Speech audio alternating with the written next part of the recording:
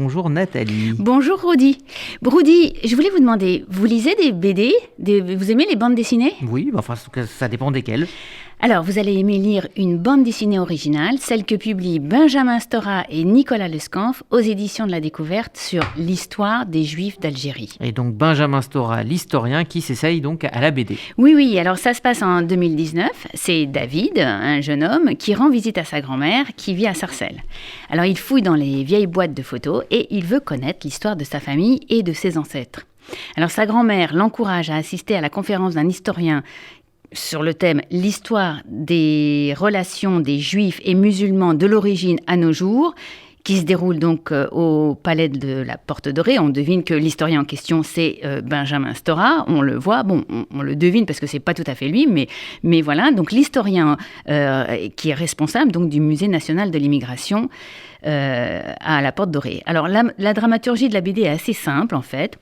C'est des beaux dessins, moi j'aime bien, c'est gris pastel, c'est très agréable à regarder, dans le style un peu années 70, et qui raconte toute l'histoire de la présence juive en Algérie jusqu'à leur émigration en France. Il y a aussi quelques scènes qui se passent aujourd'hui à Paris, dans le 19e, et puis des scènes aussi à Sarcelles, donc des scènes très sympathiques, notamment un dîner de Rosh Hashanah à Sarcelles, en famille, en 2019, dans une ambiance bon enfant. Bon là, je pense que Stora, ça fait longtemps qu'il n'est pas allé à Sarcelles, parce que c'est pas vraiment le genre d'ambiance qu'on rencontre aujourd'hui. Mais enfin, voilà. Pour résumer, le point de vue de Stora est connu. Les Juifs et les musulmans s'entendaient bien sur le sol de l'Algérie, jusqu'à ce que les colons, et précisément un dénommé Adolphe Crémieux, un juif, ça Stora ne le dit pas. Je n'ai pas compris pourquoi il ne dit pas qu'il est juif. Enfin bref, que Adolphe Crémieux, qui était ministre français de la Justice, propose en 1870 la citoyenneté française aux juifs et les sépare des arabes musulmans, créant, d'après Stora, une classe sociale juive privilégiée. L'interprétation de la rupture entre les deux communautés reste pour Stora de nature économique, marxiste, c'est la lutte des classes. En fait, les minorités juives et la majorité musulmane, ce sont des groupes qu'on peut manipuler dans tous les sens. Ce ne sont pas des groupes qui ont la puissance et le pouvoir de décider ce qu'ils font. Alors, il ne peut se résoudre, Stora, à prendre au sérieux les revendications religieuses des collectifs comme noyau dur de l'identité. Si les musulmans tuent des juifs, si les juifs en Algérie sont victimes de pogroms, de massacres, de pillages, c'est parce que les pauvres musulmans sont délaissés, maltraités par les Français. Et non, ils ne font pas ça, non, au nom de leur foi. D'ailleurs, Stora affirme dans la BD, à propos d'identité, que les juifs algériens sont des juifs berbères. Alors c'est quoi des juifs berbères? Alors justement, Rudy, ce n'est pas très clair. Il n'est pas le seul à le dire. C'est une affirmation qu'on entend ces derniers temps de la part d'autres juifs d'origine algérienne à l'occasion justement de la campagne présidentielle.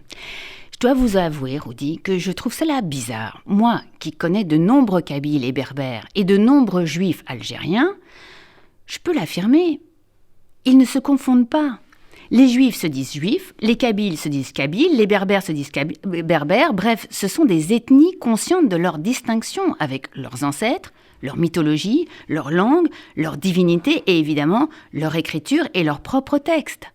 D'ailleurs, c'est peut-être ce qui manque dans cette BD qu'on lira avec plaisir, autant pour la beauté des dessins que pour retrouver des personnages célèbres comme José Aboulker, Jean Daniel, Karsanti, les Carcassonne, enfin ces résistants juifs algériens, des héros et surtout des militants de l'indépendance de l'Algérie. Bon là, Stora donne la parole à une élite intellectuelle juive. La majorité des familles juives d'Algérie n'étaient pas de ce bord. Bien qu'au bout du compte, tous ont dû partir et ce fut un drame, une défaite pour tous les juifs, quelle que soit leur option politique. Mais enfin, je disais que ce qui manque à cette BD, que j'adore, qui est très belle, c'est la singularité des communautés juives d'Algérie. Pour cela, il aurait peut-être fallu partir de leur noyau juif, leur Torah, et raconter leurs coutumes à ces juifs d'Algérie et évoquer leurs rabbis et leurs pensées.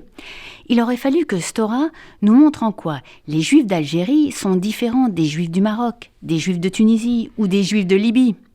Tiens, voilà une idée pour les éditions de la Découverte. Faire une série un peu moins idéologique, un peu plus près des peuples, une série de bandes dessinées sur l'histoire des communautés juives disparues.